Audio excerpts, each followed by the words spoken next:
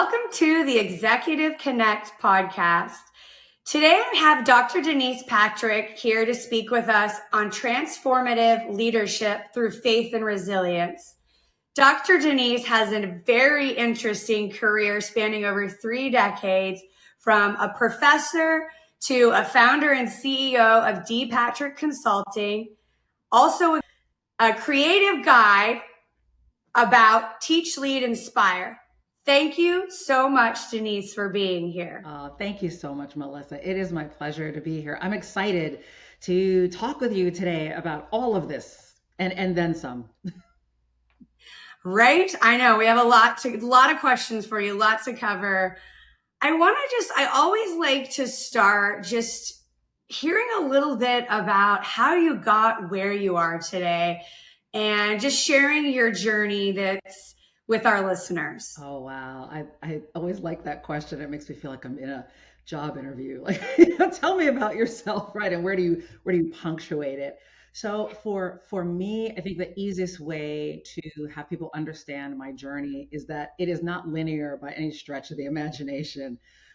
It is twisty, turny, backing up, starting over again, all kinds of things. And the way that I think I'll punctuate it is I started my career, my first jobs were in investment banking.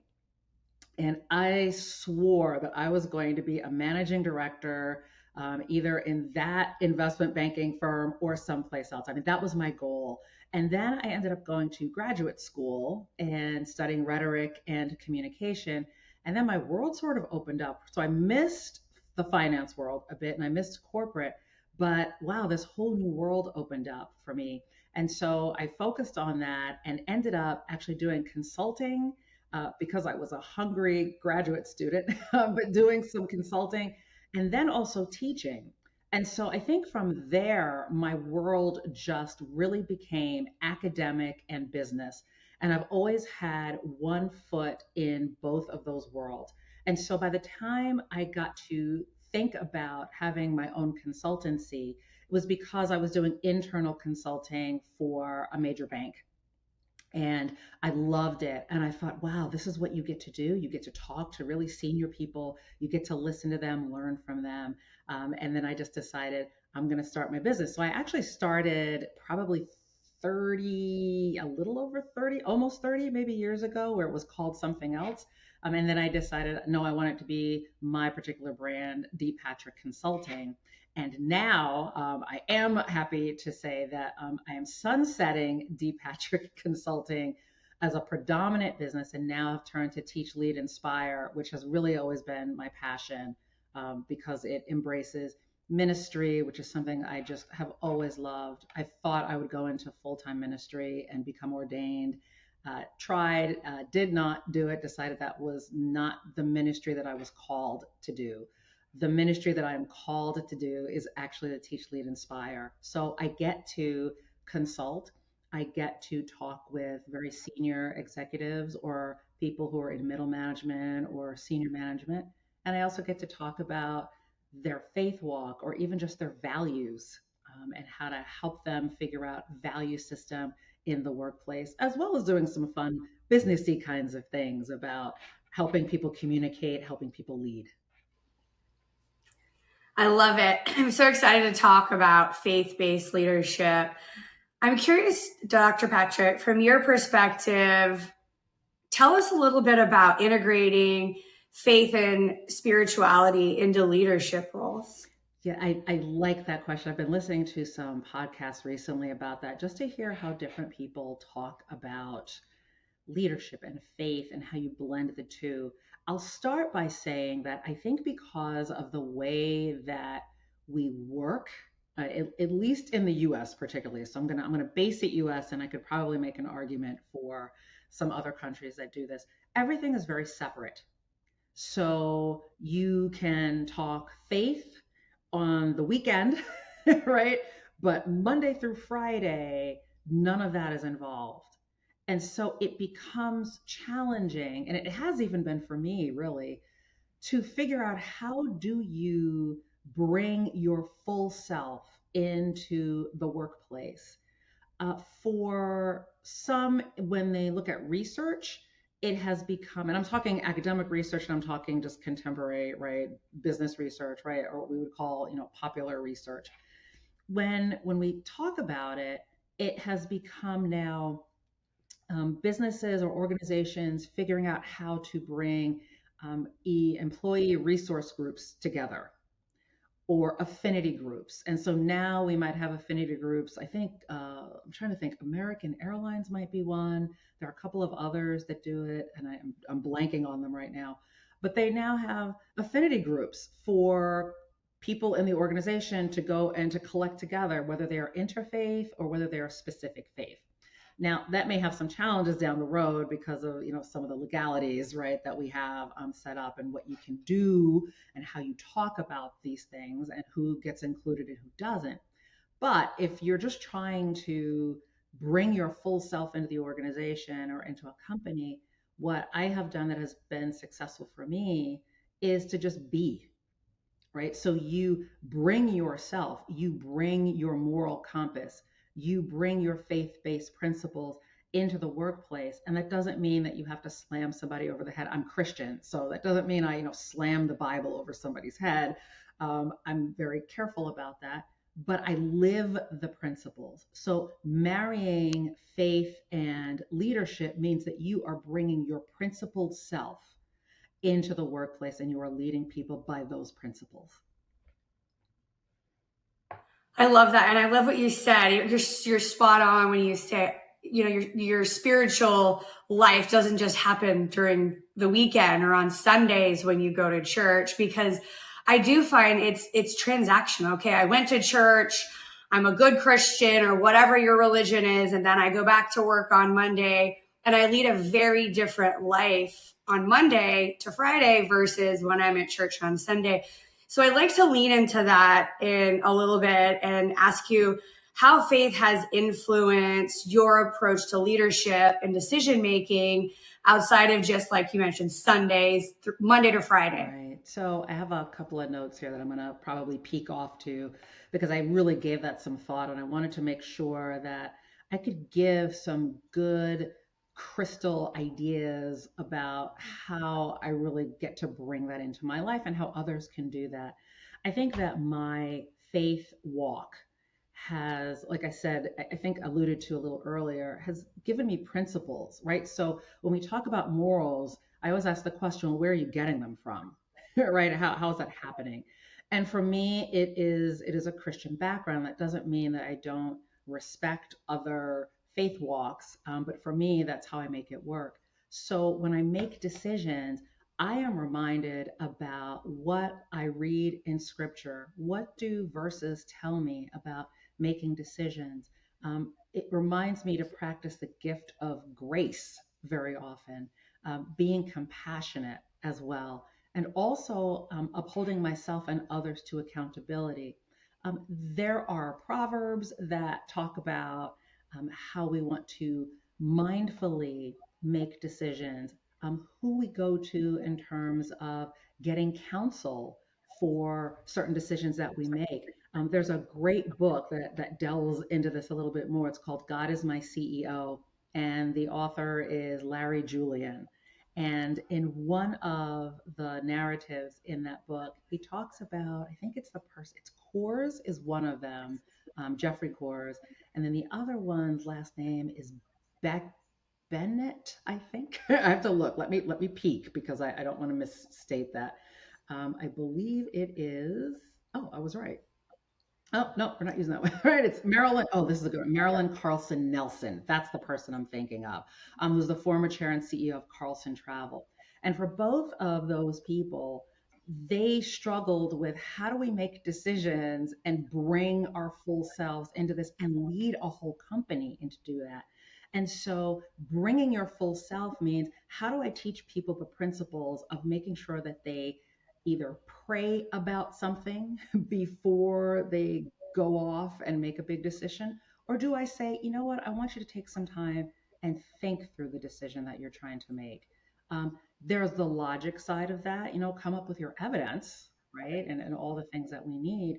but also instead of trying to jump with emotion first, which is where a lot of us tend to go, it's just take a moment and just think through it and kind of quiet your mind a little bit before you make those decisions. So those kinds of approaches, those are the things that work for me, and I try to remember to do it. Do I always do it 100% of the time? No. But when I don't do it, I also know, let me go back and revisit this and let me now think and pray about it for myself, or let me just think and maybe meditate on this so that I make a better decision or can go back and revise it. No, absolutely. And I think we're all a work in progress, right? We're all working on something and then we think we have it figured out and life serves us a new experience. And then we relearn and unlearn things. And so I want to talk a little bit about some examples on how faith-based principles guide ethical decision making and leadership from your perspective. Yeah, so I think maybe it helps to maybe define some of those terms a little bit, so that I know we're all on the same page. So I'll start with, this is great because I get to go down to like my academic side. I love this, right? So one thing is to look at faith and what that is, and then there's spirit, and then there's spiritual, okay? And then spirituality, right? So we can go down that whole rabbit hole, but I'll start with faith. So the word faith in Greek, which I love this word, is pistis, right? And pistis actually means it's a faith, it's belief, it's trust, it's confidence, it's fidelity, it's faithfulness. And it's also understanding that in that Greek context, that it is faith is a gift from God, right? So this is what that word means. It means that faith is a persuasion from God that we receive. Okay, so there's that first piece. The next piece then is the spiritual, right? So spiritual is an adjective, all right? In our common language in English, we talk about faith and spirituality, and we tend to blend the two, but there is a little bit of a difference. So if we look at the word spirit, and this is where my Greek gets a little messy, right? It's actually pneumatikos, all right? So pneumatikos. So if you think of the main word of pneuma, right? If you think of pneumonia, right? That's our breath, all right? Our spirit, okay? And so the spirit and our breath, right? That's a little bit different than the faith that we might think about, but they are connected. So I want to connect those two first before I can even get into the principles of how I make this work. So for me, if I pull all of these together and I think about faith and spirituality or spiritual, for me, I lead with a gift from above, right? And I have faith that is given to me through not through my works, but sometimes a bit based on works. And I'm going to have some theologians somewhere say, no, no, no, that is not correct. But I'm trying to get it so that people understand it. All right. That this is not a theological, argument right here. I can make that, but I don't want to make it right here. Right. So if I think about it, it really is belonging to the divine spirit. So for me as a leader, if I am a part of that tribe or a part of the discipleship, I'll use that term, that is of the divine spirit, then I need to lead from that. Okay, with me so far? All right. So if I lead from that perspective, then my principles are all going to be based on what I'm learning through my scripture. So that means if I have an argument or if I have a problem with someone, I need to go to that person directly. It also means I can't assume that what I say is going to be understood by that other person, that I need to always check in and make sure that we are on the same page. That's two. Third one is going to be, let me think about how I am compassionate with that individual or how I hold myself and that other person to accountability. All of those things are the principles that help me guide faithfully and also spiritually. I love it. That was fantastic. And I love the education side of you to pull things apart. I was thinking, I travel a lot and I see a new kind of trend happening in airports meditation areas, yoga areas, prayer areas, all different types of faith-based, spiritual-based spots within, places for people to meditate or pray. Can you share a little bit about what you're seeing in the corporate world with faith and spirituality? Yes. So there are some businesses. I think I mentioned one, American Airlines, right? And some others that you could even think of, Chick-fil-A, for example, right? Which, or Hobby Lobby, right? Those tend to be in the secular world, so to speak. They are faith-based. American Airlines is not. They are the secular organization. But in bringing some of these practices in, I think what organizations have realized, I believe this even gets supported by Pew studies, some of the Pew studies, and some others. I think Forbes did a study on this. Is that they're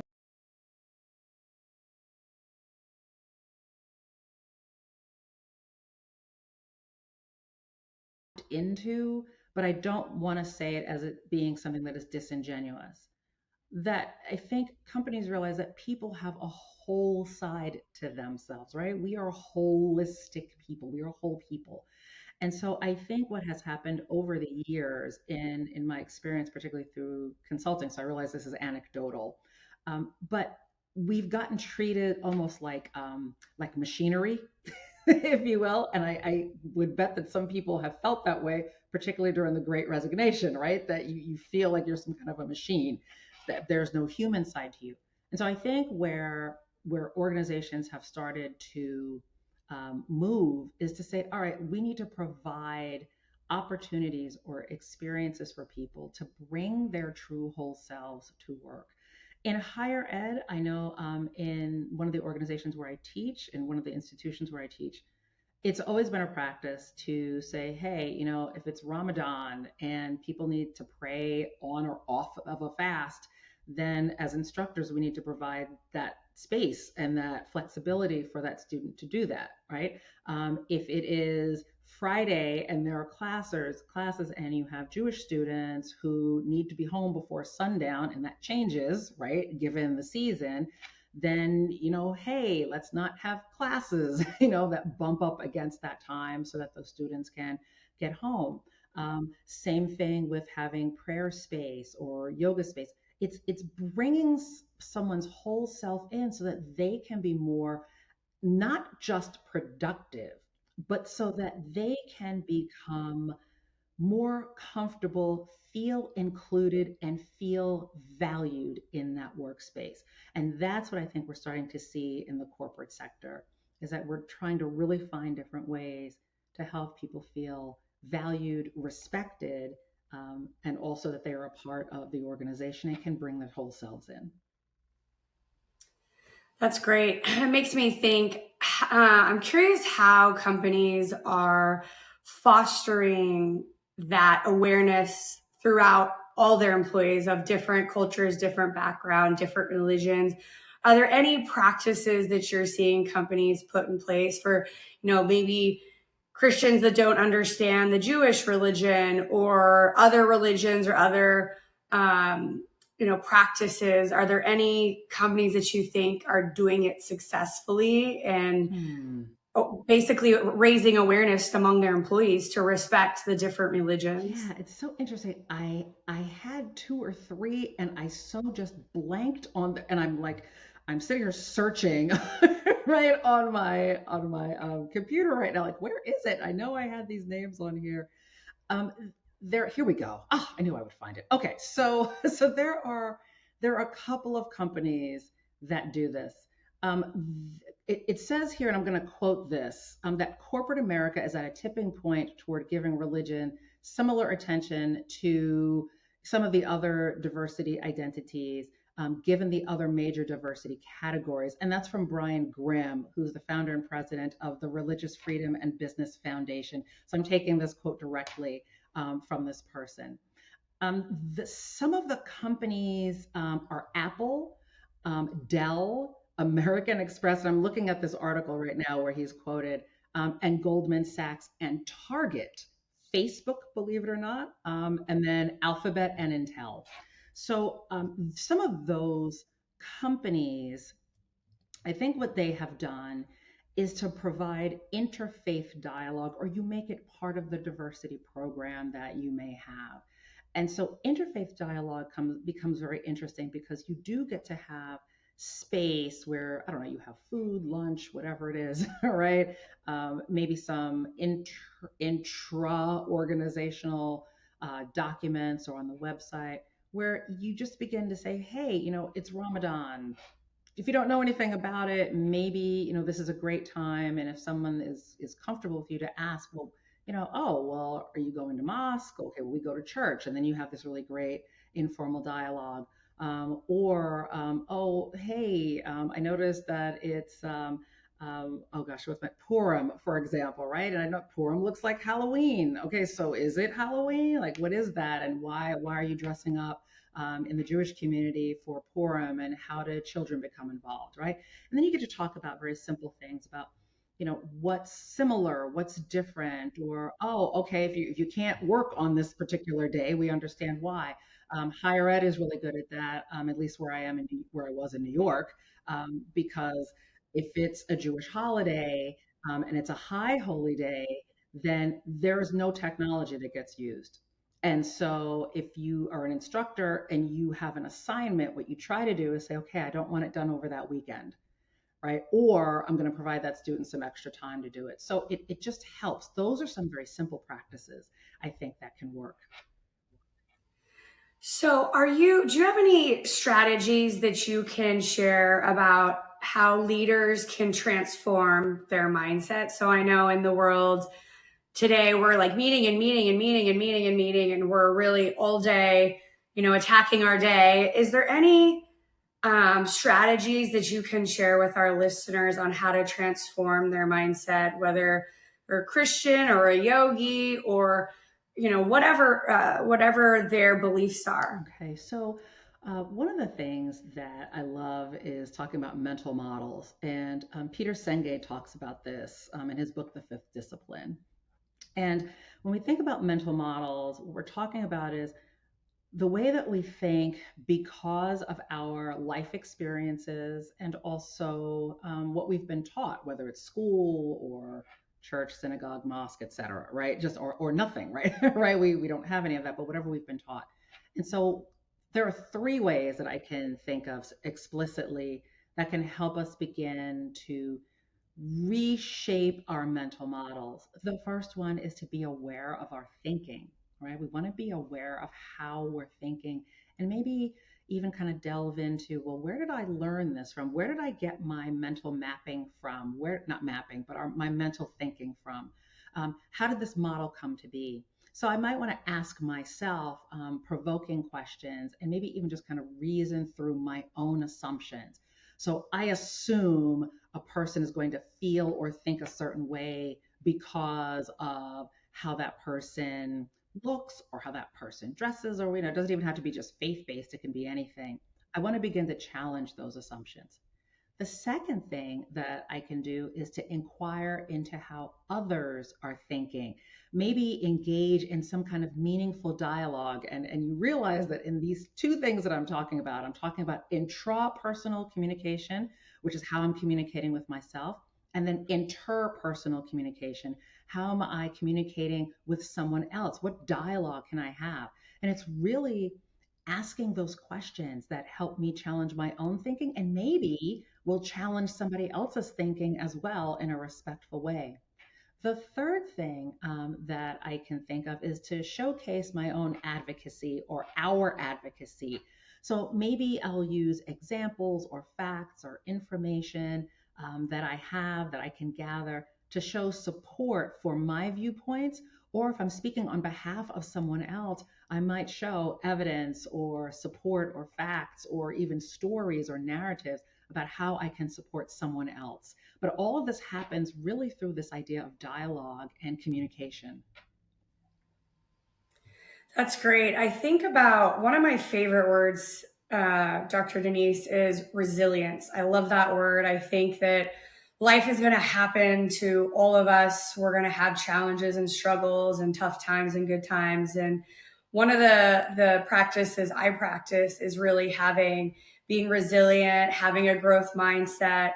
And a lot of that comes from my faith and my belief system, as you were talking a little bit about. So I guess my question is, how can we teach that to leaders in the face of adversity? How to be resilient, how to have faith that, the world's not happening at you. It's, happening for you in some cases, right? I think, a lot of times I hear from people and they've gotten fired from a job and they're like, oh, it's, they get angry and all the things that go and sad and all the emotions that go into that. And I always look at it from a place of, well, gosh, think about how exciting this is now. You can pivot your life and pivot your career and pick up and move and recreate and recraft what you're going to do next. And so I want to talk a little bit about building resilience as it pertains to faith and spirituality. I love the way that you frame that, Melissa, because it's true. We can have these traumas that happen to us. We lose a job. Something happens if we're very, very senior in the organization where, ooh, something's happening with the legislature and you've got to deal with that. If you're a CEO, right, particularly of a large organization, you've got to deal with that. And maybe you weren't anticipating this. So what do you do? How do you deal with this? Well, the first thing, I love how you alluded to some of the steps of grief, right? We get sad, we get angry, we might become a little frustrated, we might be in denial at some point, right? But we have to walk through some of those stages of grief, right? Particularly if we lose a job, right? Or something like that, or we're downsized out or right sized out. The other things that we can do, I think I have about 4 or 5 that I can share with you. I'll see how I can get through these quickly. Is to one, be self-aware, and also practice reflection. So if we're feeling angry or we're feeling upset or frustrated or scared, that's another one. We don't really talk about that, right? We might be scared about something. I want to be able to be aware of what I am feeling in that moment and to be able to reflect on that and make that time to be able to reflect. And so the more I'm in the practice of self-reflecting, right, the more it becomes a habit for me to do that, the more I will be able to understand my strengths, understand maybe where some of my trouble spots are. So journal if you're in the middle of that, write down if you're a journaling kind of person. Write down what you're thinking. It doesn't have to be grammatically correct. You don't have to have all the punctuation. Just jot it out just to get it out of your head. The second thing is, and I've learned this not just from research or my own practice, but just also talking with C-suite executives, and that's to develop a support system. We've got to have a support system. For some of us, it can be my church family, for example, or my faith-based family. For others, it could be a combination. It could be my faith-based family, my own, blood family. It can be friends. It could be a trusted person in the workplace. But you want to have that network that's around you. So when you say, "Oh my gosh," I'll use your example, "I've lost my job," that you can go and then they can rally around you and they might ask you some great questions and kind of say some of the things that you said as you were framing your question. Wait, I know this is troublesome, or I know that this is frustrating, or you're angry or upset, but maybe this is a great opportunity for you to try something different or to do that thing that you've always talked about doing for the past 20 years. That's what my friends did for me, which is why I can pivot into teach, lead, inspire pretty comfortably. So the third one I would think is to manage stress. This is very challenging for a lot of us, right? I'm sure for yourself, right? As you're nodding along, you're thinking, yeah, manage stress. How do I do that? When do I do that? For some of us, it is exercise. For some of us, I think exercising becomes stress inducing because we might not do it quite as often as we'd like. But it could be just, I'm going to go for a walk. Or if you're really into the gym, I'm going to the gym. I love doing it really early in the morning. It just gets all the endorphins, it gets all that negative energy out of my system.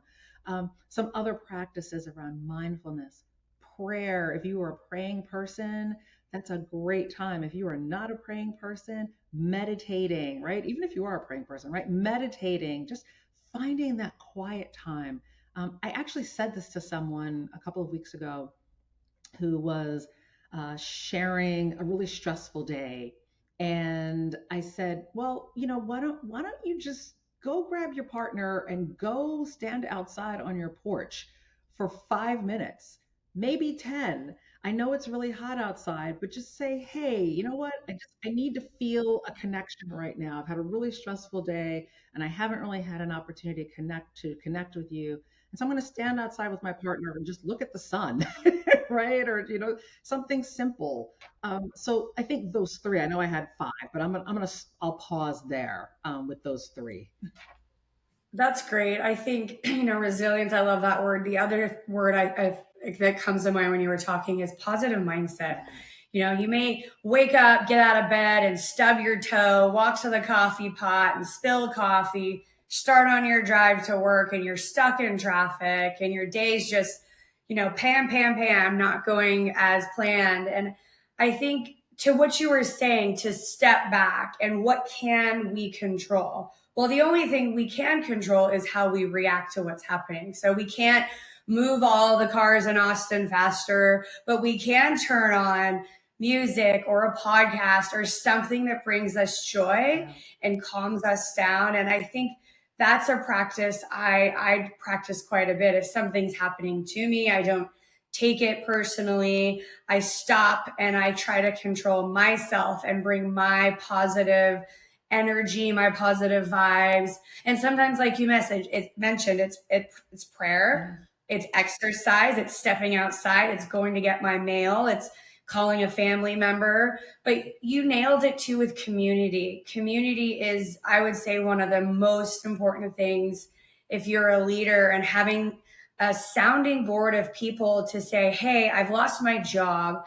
Can you put out your feelers of anybody that's XYZ? Or I'll take a temp job. Or, I have some friends of mine that were in the C-suite and are driving Uber to just communicate with people. And I think, like you said, stress is really hard, and it's really hard to keep that positive, resilient mindset. And I think you hit so many of my points. I wanted to talk a little bit about those mindsets as your career Yeah. evolves, right? So as you go from a manager to a director to a VP, and however you want to go up the corporate food chain or owning your own business, how are those mindsets so important as you evolve your professional life? You read my mind because in as you were talking, I thought, oh, but they're all such different mindsets. They're not even the same. I think each one can build off of a previous one, right? Certainly. And so there are certain things that get into our muscle memory, if you will, because as a pre-manager, right? You're just starting your career, you learn certain things, right? So the people, my students who are undergrads, who are out there in the workplace, they are learning how to not take things so personally, or okay, I know you want to say something about this right now, but maybe this isn't the time to say this in the workplace. And so they're learning those things at the beginning of their professional careers. As you move up, I'm going to skip through some layers, but as you get to particularly executive level, you begin to get to the level where there are certain things you cannot talk about with your community. So you have to figure out ways to talk about maybe how you're feeling or how that day is going, but you can't talk about it. Now, for example, I sit on a board, right? So I sit on a board for a college. There are certain things I cannot talk about. I cannot share. There are C-suite people who I know in my circle, there are certain things they cannot share, but they do need to think about how do they take care of their whole selves, their mental health. So this is where a trusted partner comes in. This is where having a therapist comes in. For some, it might be a pastor, again, using a Christian background, right? So somebody who is a faith leader that you know that you can talk to in confidence, where you know that that is never going anywhere, right? And maybe that's where you begin to have those conversations. So your mindset at a very high level is very, very different than it is, say, at the beginning of your career. It really takes practice in resilience. I would say by the time you get to owning your own business, or being in that C-suite or being on a board, it is such practice.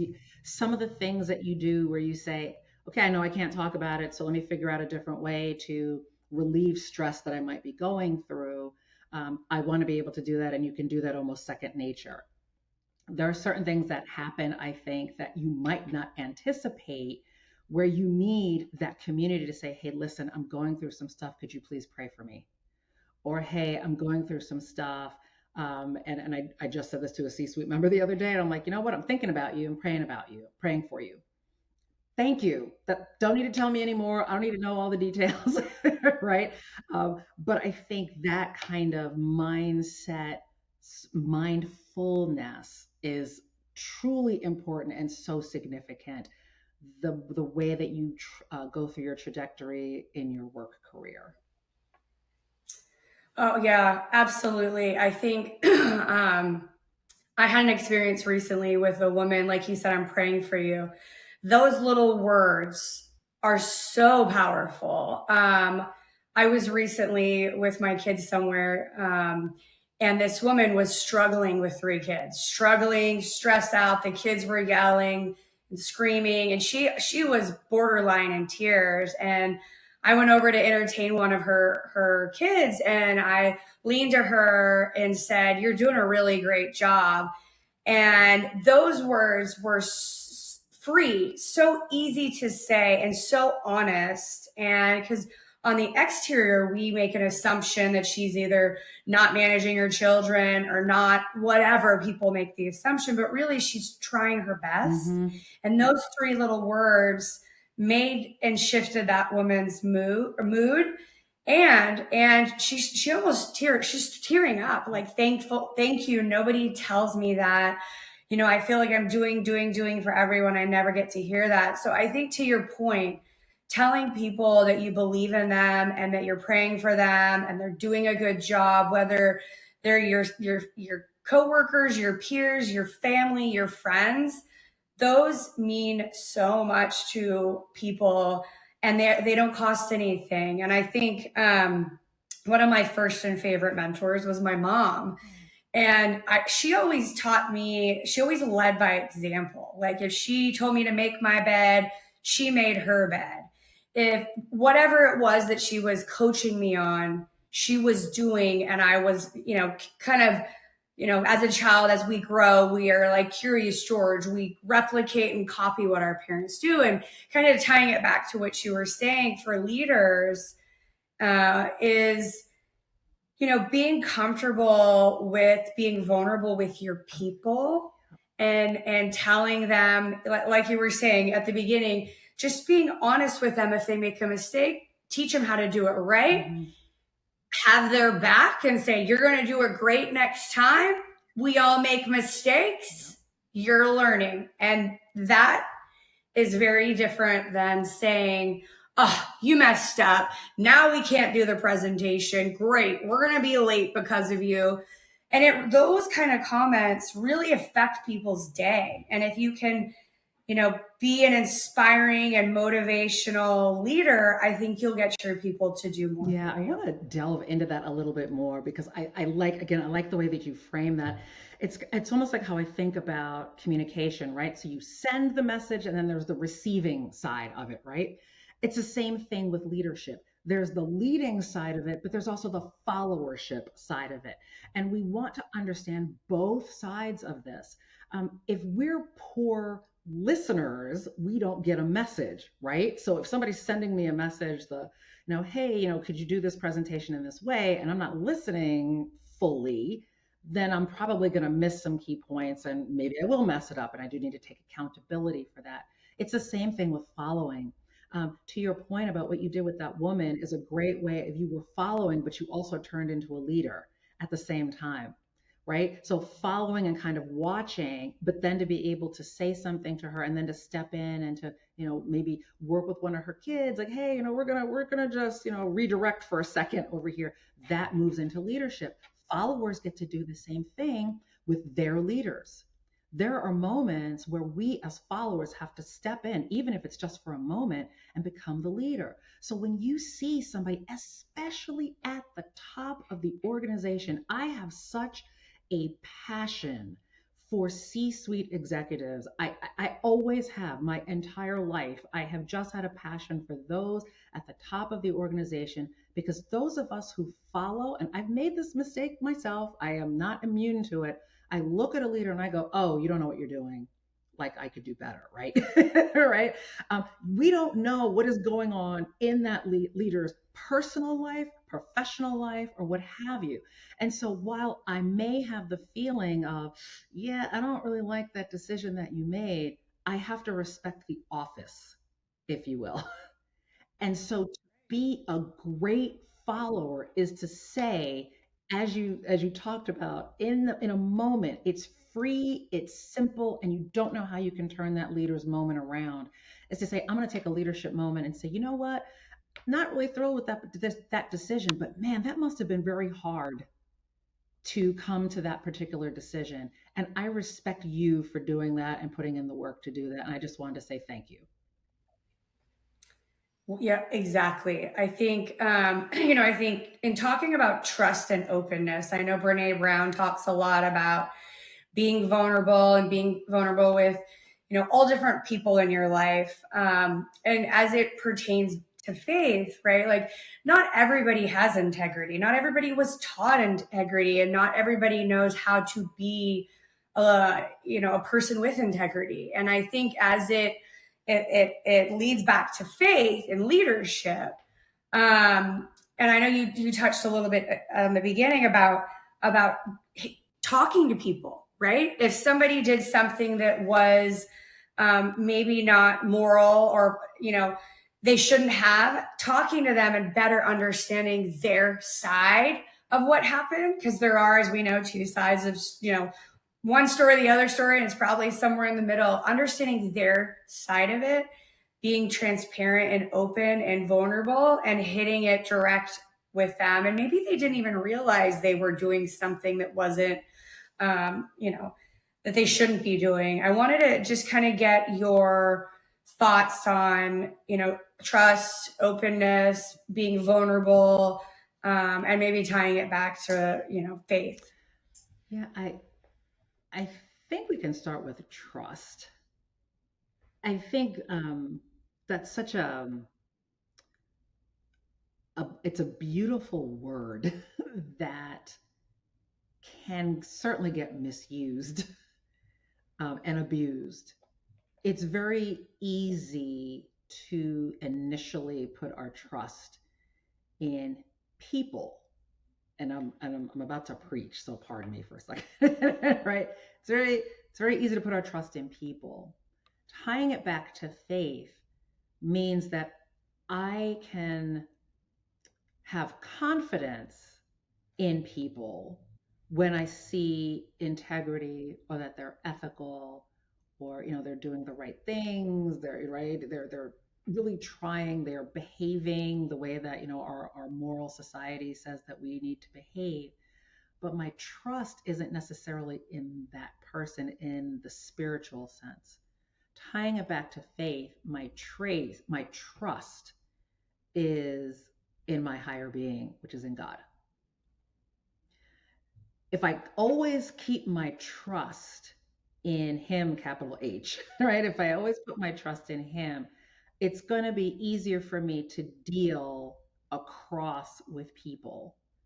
Um, because from me, then I have to build my integrity from the link of the trust that I have in my higher being, in God.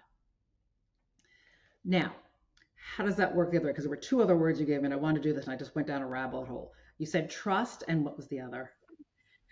Being open, and maybe what it means, being open is being vulnerable, right? It's kind of similar, Okay. similar words. So if I'm open or if I want to be open, I can be vulnerable. It's because my trust is somewhat in a human. It's the confidence, right? Almost going back to the pistis that I talked about earlier, right? That faith. I have confidence in that person because of how that individual and I interact, that I can be vulnerable and I can be open. But ultimately, my ultimate faith, trust, vulnerability is going to be with God. And that's going to give me a foundation. Now, for me personally, if people don't believe this when I tell them this, I'm not always so vulnerable, right? And sometimes that comes to us maybe because of trauma that's happened to us, or some trigger, some experience that we may have had in our lives. And so it takes us a little longer to be open or a little longer to be vulnerable. And we have to really learn through that. I know Brene Brown talks about that a bit, right? In her books, I think, is it Dare, right? How we have to really learn to become vulnerable and to trust a situation, a context, an individual in the confidence that we have in that person, that that person will not harm us, that person won't hurt us. Because if that happens, openness, vulnerability, and trust in those individuals, guess what happens to that? Bye. And how long does it take to build that back? Forever? Long time. Sometimes Yeah. never, right? Right? Never. Or never. Correct. Sometimes Yeah. never. So I think if we can remember as leaders to realize that we are fallible beings, right? We mess up. We make mistakes. We say the wrong things at the wrong time. Sometimes we say the wrong things at the right time, right? But we're not perfect. We are all imperfect. And so the more that I can remember to bring my full divine spirit to a situation, the better I will be. Does that mean that I'm going to be 100%? I said, no, I'm not going to be, because I'm also fallible, right? But that means that if I make that mistake with an individual or with a group of individuals, that I have to take accountability to say, hey, you know what? Sorry, I messed up your trust. Or, hey, I might have caused you to not be as open with me. This is how I think I did it. Let's have a conversation about that so we can reconcile. That's great. In closing, I just wanted to get any final thoughts, perspectives, or anything maybe we missed that you want to share with our listeners. I think some final thoughts would be maybe a couple of my pillars that I operate under with Teach, Lead, Inspire. I've got 7. I like it because 7's a perfect number, but I'm not going to share all 7, right? I'll share a couple. One is to think about transformative influence. And what I mean by that is empowering people to become catalysts for innovation and also transformation. One of the things that I like to do is to transform people by taking their life challenges and helping them turn them into leadership strengths. So as leaders, we want to remember to pull the terms transformative influence into our vocabulary.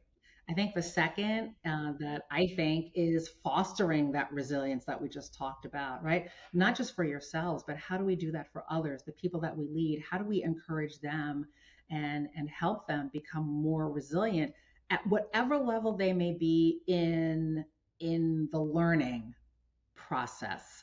And then I think the third one, which I really, really try to do, and I just encourage, and I think you alluded to it earlier, is one of the third pillars that I have is compassionate service. When we're in a leadership role, and there are so many people that talk about this now, right? Simon Sinek, right? Talk about, like, leaders eat last, right? Right? We are in a position to serve others. We are in a position to lead an organization, but we're also in a position to serve others. And so, if we can remember that and remember that we want to do this with compassion, with integrity, with ethics, with accountability, all of those terms that we like to throw into our corporate lingo, if we can remember to do that, I just think it's such a powerful thing that we can do as a leader. And it makes us feel better, it makes us lead better, and it makes other people follow better, and it makes other people step up to the plate to lead. Absolutely. I agree with all of that. I look forward to reading more of your inspiring book stories, and I'm looking forward to hearing what you're doing next that's not out yet. Thank you so much, Dr. Denise, for being on the podcast today and sharing all your insights with our listeners.